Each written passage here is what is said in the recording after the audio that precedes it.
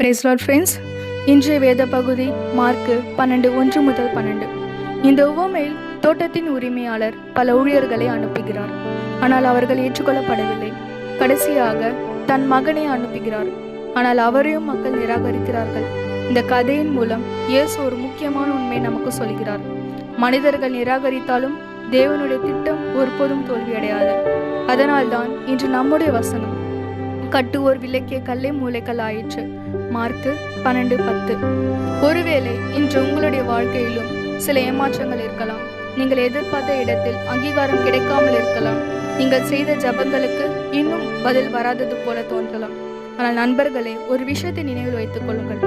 மனிதர்கள் உங்களை எப்படி பார்க்கிறார்கள் என்பதெல்லாம் முக்கியம். தேவன் உங்களை எப்படி பார்க்கிறார் என்பதுதான் முக்கியம். மனிதர்கள் விலக்கிய கல்லை தேவன் மூளைக்கல்லாக மாற்றினால் உங்கள் வாழ்க்கையும் அவர் மாற்ற வல்லவர்.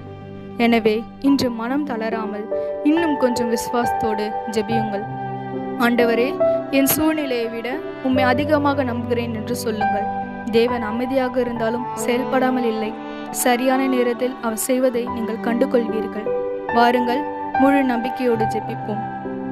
ஆண்டவரே, காத்திருப்பவர்களின் விசுவாசத்தை பலப்படுத்தும். ஏமாற்றத்திற்கு பதிலாக நம்பிக்கையும், பயத்திற்கு பதிலாக சமாதானத்தையும் கொடும். உன் மீது முழு நம்பிக்கை வைக்க எங்களுக்கு உதவும். இயேசுவின் நாமத்தினால் ஜெபிக்கிறோம். ஆமேன். God bless you all.